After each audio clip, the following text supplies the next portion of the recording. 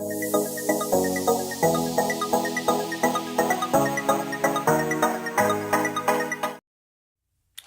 Dane Rose, and in this episode, I'd like to talk about the diversity of roles. And so, in order to do that, let's just start by looking at some of the roles that we have in American culture and largely Western culture. So, we have a garbage man, garbage, mostly men, frankly. We have, the miner, the goes out and mines minerals. We have real estate agents that help to sell land. We have developers. And most of these roles are, first of all, under the framework of capitalism. So they are a role that allows us to make and move money, sometimes through the manufacture of things, but it's a framework of kind of producing items. So there's a few exceptions of these, like a priest is still paid and has a role of making money for the church that they're involved with collections and stuff, but has a different role of listening and tending to a person's spirit or soul. So we have something a little bit in the spiritual domain there. But within a capitalist framework, we have a large number of services and products that facilitate pleasure, comfort, status, and the transportation of pleasure, comfort, and status, as well as security and survival. So we have an endless amount of shopping roles, people that drive the forklifts that move the boxes for things that are purchased. We have, these are our roles. But one of the things that we don't have, and this I'll touch on this, is, for example, we don't have cultural designers. It's not a study in school for some reason. And we don't say, I want to be a cultural designer.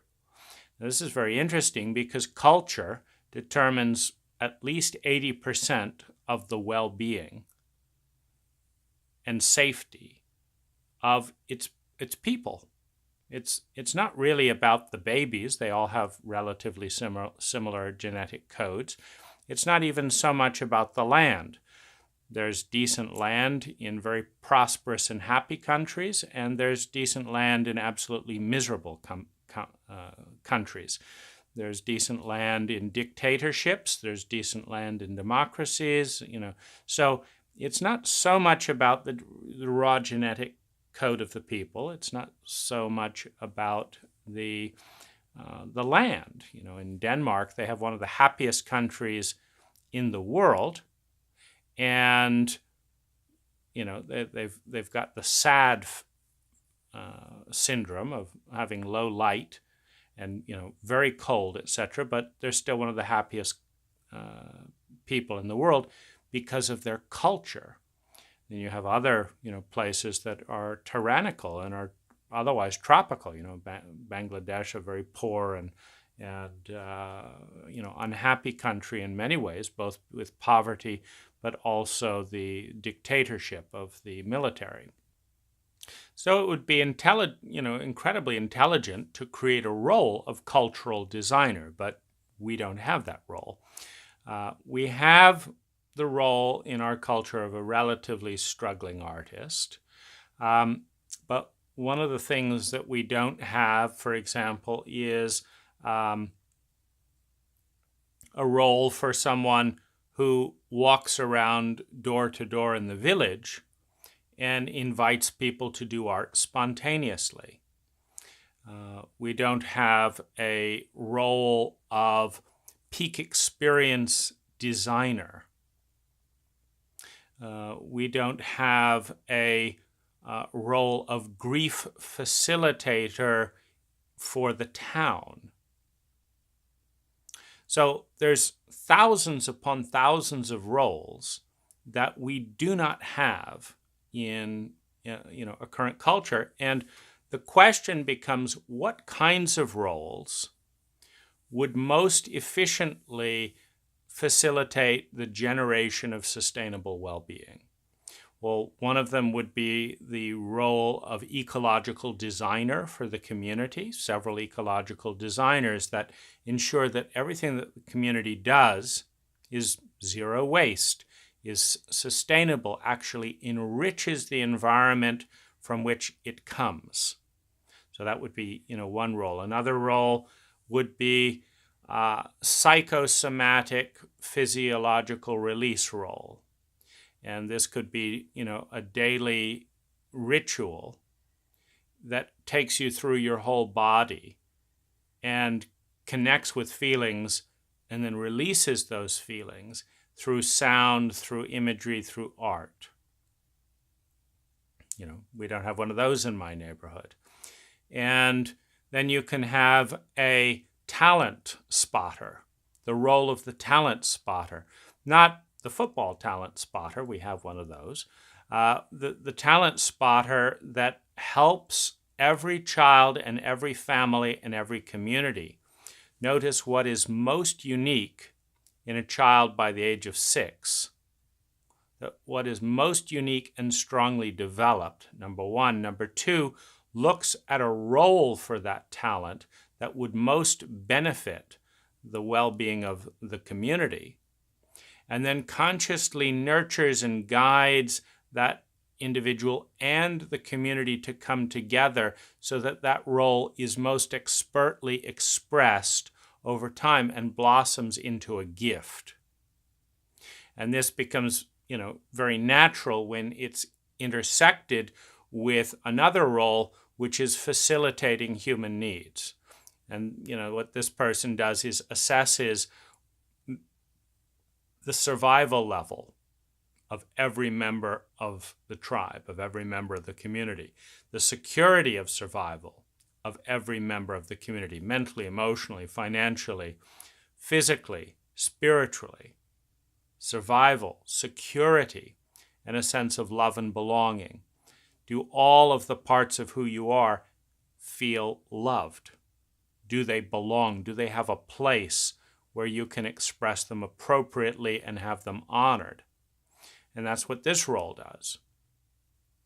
And what about the optimal diet facilitator, the one that figures out who has what allergies, who has a body that needs more salt than average, who has a body that needs less salt than average, and basically keeps attuning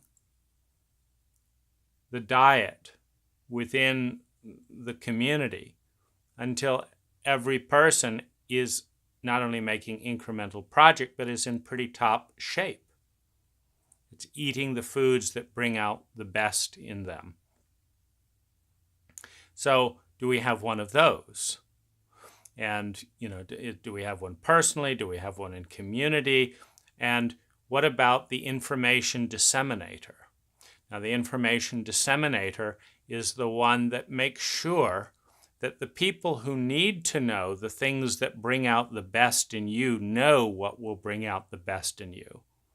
So that by the time that you go over to dinner with a family, they know that the most beautiful and strong thing about you is this. They know how this could be translated into something that would bless that family. They know that you need to eat your dessert first and it shouldn't contain this. They know that one of your favorite ways to arrive and meet a group is to, relax and one at a time and, engage like this, that if you have a 7-second hug, your adrenaline levels go down. So they are coached in how to bring out the best gifts in you. But you're also coached in how to bring out the best in them, very much like going to an entirely new culture, that we understand the microcultures of each human being and that there's someone who facilitates that in advance so that you're completely present with the meeting, but you're engaging in the meeting in a way that is choreographed and attuned to what is optimal for the experience, and that the attuner in that area checks in on the interaction afterwards and looks at how it can be polished and improved next time. What could they do so that next time you spend time together, even more of your talent is brought out? What can you do so that more of you did good with the father, good with the mother, but the youngest child wasn't able to connect with you because you didn't do this, and this came up, and could you deal with that? And that's their whole role in the community. And the role of preparing birth, and the role of creating the group ceremonies, the ritual space, the role of hosting the dinner, the role of blessing the dinner, the role of shaping the theme for the year based on what will bring out the most vitality and be most diverse for the community, meaning we've gotten into this thing where we've just been playing sports last year and then sports the year before. And what we really need to do is consciously break that rut and start moving into something more feminine. So we're going to be doing some dance, some theater, and that's where we're going to move the ritual space of the community for this next year. And then we'll assess and we'll listen. We'll get a sense of that. We'll attune. So these are just a couple of the roles. And one of the ways to measure health in a community and in a culture is whether the roles that are created are lopsided. So lopsided between what? Are they all materialistic roles, or are they all psychological roles? Meaning we've got endless preachings and seances and ideas about this and lectures. You find this in any university, perhaps. It's too heady. Where's the engagement with life? Or you have a culture that's, it's too much, endlessly doing money, and there's no thinking, there's no thought, there's no presence, and there's nothing feminine about it at all. It's just a rat race of doing and planning to do. And so where's the diversity? So a healthy culture embraces the full psyche, from the stillness to the inner world to the outer world, to the heart, to the mind, the body, and has roles, specialized roles in which people develop technologies to do all of that. The more roles there are, the more likely it is that every given talent will have a perfect fit, that every given personality will have a perfect fit, and that the community will be vital and healthy.